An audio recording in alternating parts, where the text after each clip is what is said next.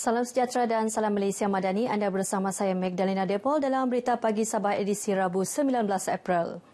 Kerajaan Sabah mengisytiharkan Jumaat ini sebagai Hari Kelepasan Am tambahan di Sabah bagi tahun ini. Ketua Menteri Datuk Seri Parlimen Haji G. Noor menerusi satu kenyataan memaklumkan ia selaras dengan Ordinan Hari Kelepasan Am Sabah. Keputusan itu juga selaras pengumuman Perdana Menteri Datuk Seri Anwar Ibrahim semalam yang mengumumkan Kerajaan Persekutuan mengisytiharkan sama ada hari Jumaat atau Isnin sebagai Hari Kelepasan Am tambahan bergantung pada tarikh 1 Syawal bermula. Perdana Menteri berkata bagi Sabah dan Sarawak, kerajaan negeri boleh mengisytiharkan Hari Kelepasan Am pada tarikh tersebut mengikut Ordinan Hari Kelepasan Am masing-masing. Kementerian Sains, Teknologi dan Inovasi KSTI Sabah akan terus memperkasa bidang pendidikan sains, teknologi dan matematik STEM.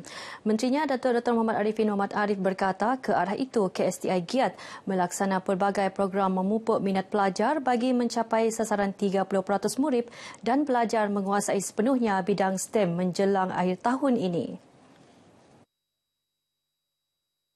Mendekatkan anak-anak kita minat kepada sains, teknologi, dapat mencapai matlamatnya dan Alhamdulillah kita juga sentiasa memantau sejauh mana minat dan usaha kita untuk lebih ramai anak-anak kita mencebur diri dalam subjek-subjek ini.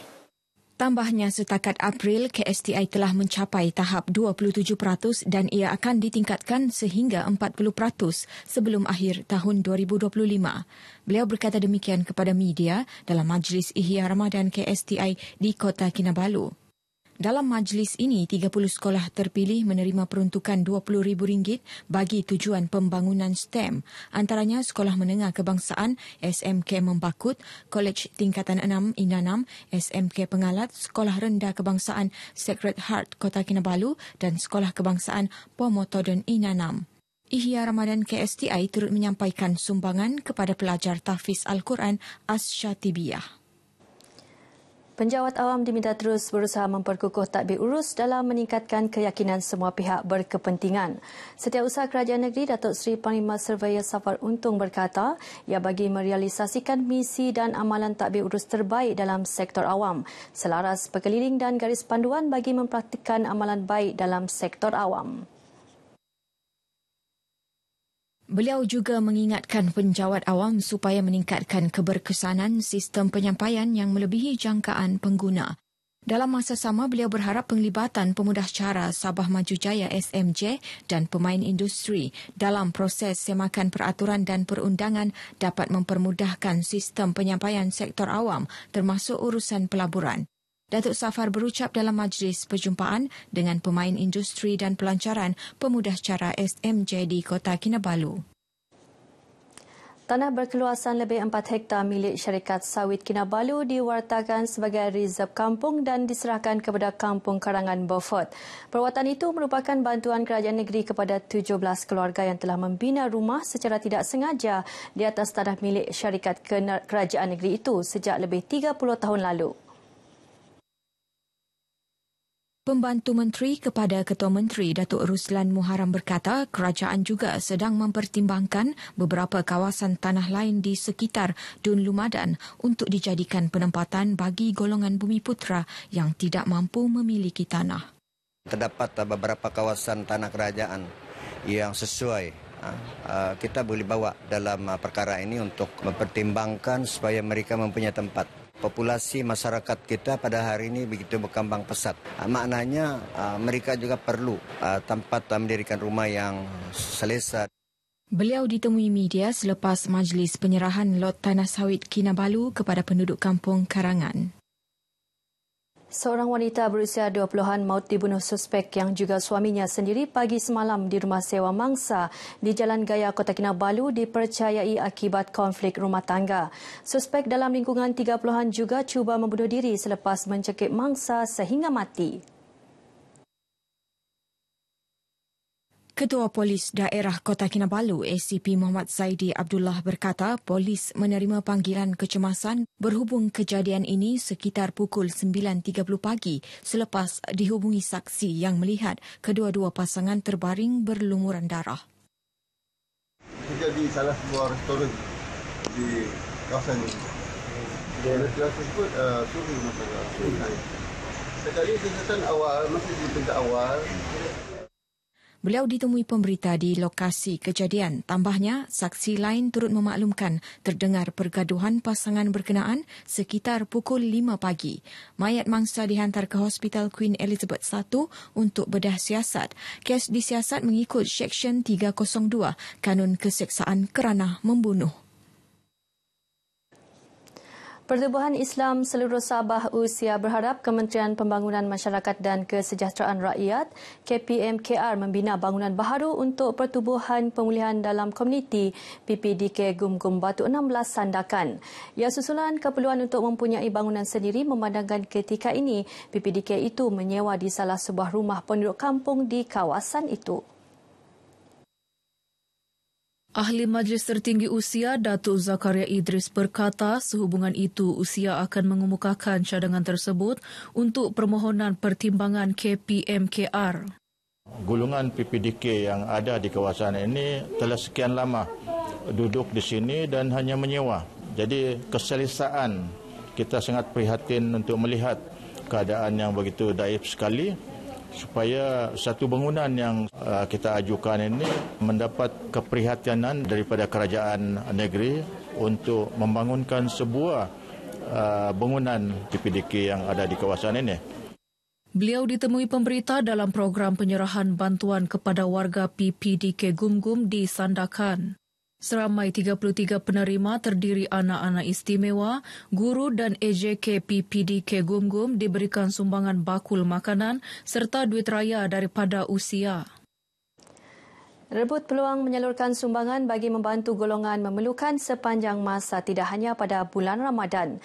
Itu seruan Menteri Pembangunan Luar Bandar Dato' Zahid Jahim kepada masyarakat bagi membolehkan golongan memerlukan dihargai sekaligus meringankan beban mereka. Beliau yang juga Ahli Dewan Undangan Negeri Adun Tamparuli berkata program-program menjurus kepada aktiviti kebajikan masyarakat khususnya mengagihkan bakul makanan dan duit raya perlu diteruskan agar lebih ramai masyarakat terbela. Beliau berucap dalam program Jalinan Insan Wahana Aspirasi dan Majlis Berbuka Puasa di Masjid Ubudiyah Pekan Tamparuli. Program dianjurkan bersama Jabatan Hal Ehwal Agama Islam Negeri Sabah, Daerah Kecil Tamparuli dan Pejabat Penerangan Daerah Tuaran. Terdahulu ketika berucap Pegawai Penerangan Tuaran Malina Jamarin berkata program berkenaan diharap dapat meningkatkan kesedaran dan pemahaman rakyat terhadap inisiatif yang dilaksana kerajaan secara berterusan dalam konsep Malaysia Madani. Majlis menyaksikan 97 asnaf, pengerusi masjid serta surau di kawasan Tamparuli menerima sumbangan duit raya dan bakul makanan. Peranan media di negeri ini menjadi penghubung antara Petronas dengan masyarakat khususnya dalam menyebarluas maklumat kepada masyarakat. Pengurus Besar Kanan Komunikasi Strategik Kumpulan Petronas, Datin Anita Azrina Abdul Aziz berkata, kerjasama baik dengan media perlu terus dieratkan melalui penganjuran pelbagai aktiviti. Jelasnya tanpa sokongan media, maklumat menyeluruh dengan pihak berkepentingan sama ada pelabur, rakan niaga, pelanggan dan seluruh pemain industri tidak akan dapat dilaksanakan dengan baik. Sehubungan itu, beliau menambah Petronas akan sentiasa sedia memberikan kerjasama terbaik kepada media. Beliau berkata demikian dalam Majlis Berbuka Puasa Petronas bersama media di Kota Kinabalu. Hampir 100 pengamal media tempatan diraikan dalam majlis ini. Sejumlah 3 unit kenderaan terpakai dan sumbangan wang tunai disumbangkan Sabah Electricity Sdn Bhd SESB kepada Kolej Teknikal Yayasan Sabah KTYS Sembulan. Sumbangan itu akan memberi manfaat kepada program kemahiran teknologi otomotif yang ditawarkan di KTYS dan penerima asnaf yang layak. SSP berkolaborasi dengan Kolej Teknologi Yayasan Sabah, yang mana untuk permulaan kita telah memberikan sumbangan 3 unit kenderaan terpakai untuk digunakan bagi bidang kejuruteraan otomotif.